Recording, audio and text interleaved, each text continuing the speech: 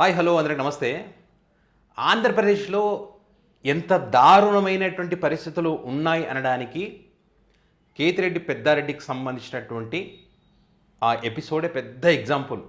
ఎందుకంటే ఇక్కడ న్యాయ వ్యవస్థను కూడా వాళ్ళు గౌరవించినటువంటి పరిస్థితి ఉంది. ఇక్కడ కేతిరెడ్డి పెద్దారెడ్డి దగ్గరగా సంవత్సరం కావస్తుంది తన సొంత ఇంటికి వెళ్ళడానికి ప్రయత్నం చేస్తే ఇక్కడ శాంతి భద్రతలకు విఘాతం కలుగుతుందని చెప్పి దానికి ఏమైనా నివేదికలు ఉన్నాయా, పోనీ ఇంటెలిజెన్స్ రిపోర్ట్ ఏమైనా ఉందా? ఏమీ లేదు. ఒకవేళ ఉంటే కోర్టు కూడా అనుమతి ఇవ్వదు కదా, అలాంటి రిపోర్ట్స్ ఏమైనా ఉంటే లేదు. మరి ఇక్కడ తన ఇంటికి తనను రానివ్వడం లేదని చెప్పి ఒక మాజీ ఒక మాజీ ఎమ్మెల్యే అయినా మరి కోర్టుని ఆశ్రయిస్తే కోర్టు కొన్ని షరతులతో పర్మిషన్ ఇచ్చింది. ఆయనకు భద్రత కల్పించాలని చెప్పి ఆ జిల్లా పోలీస్ అధికారులు కూడా చెప్పింది. పోలీస్ అధికారులు ఏం చెప్తా ఉన్నారు? మేము భద్రత కల్పించలేమని చెప్తా ఉన్నారు. ఎందుకని? Red book effect. ఎక్కడైనా సరే ఒక కోర్టు ఈ వ్యక్తికి భద్రత కల్పించండి అంటే భద్రత కల్పించాల్సిన వ్యక్తికి మేము భద్రత కల్పించలేము అంటే దాని అర్థం ఏంటి? దాని వెనక ఊహించుకోండి, ఒక్కసారి మీరు ఊహించండి. ఈయన వస్తారు, వచ్చినప్పుడు ఏదైనా జరిగిందనుకోండి, మేము ముందే చెప్పాం కదా భద్రత కల్పించలేము అని చెప్పి. భద్రత కల్పించాల్సిన పోలీసే కల్పించలేము అంటే ఇంకేం చెప్తాం? ఓ పక్క చూస్తేనేమో మీరు వైసీపీ పార్టీకి సంబంధించిన ఎక్కడ ఏ మీటింగ్ పెట్టినా జగన్ గారిని అన్ని చోట్ల భద్రత కల్పిస్తున్నామని అంటారు. ఇటు చూస్తేనేమో భద్రత కల్పించినటువంటి పరిస్థితి. రీజన్ ఏం చెప్తారు వీళ్ళు? ఈయనంటే అక్కడికి వెళితే గొడవలు సృష్టిస్తారంట.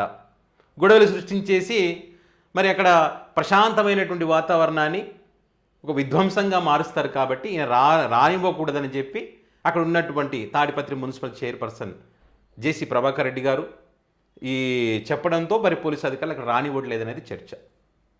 రాకూడదు అంటే ఒక నియంతలా పాలన చేస్తున్నట్టుగా అనిపించట్లేదు. ఇది రాకూడదు అంటే తన ఇంటికి తను వెళ్ళకూడదు అంటే ఏంటి అసలు?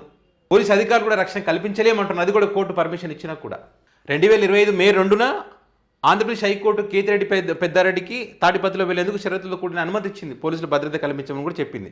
అయినప్పటికీ కూడా పోలీసులు మాకు లేదు, మేము ఒప్పుకోం అంటే ఇప్పుడు తాడిపత్రిలో ఎమ్మెల్యేగా ఉన్నటువంటి వ్యక్తి లక్ష్మీత్ రెడ్డి గారికి సంబంధించి కానీ, అదేవిధంగా మున్సిపల్ చైర్పర్సన్గా ఉన్నటువంటి జేసీ ప్రభాకర్ రెడ్డి గారికి సంబంధించి కానీ, అక్కడ పెద్దిరెడ్డి వచ్చారనుకోండి, వీళ్ళ ఆగడాలు తెలిసిపోతాయి, వాటిని ప్రశ్నిస్తారనే ఉద్దేశంతోనే రానివ్వడం లేదు.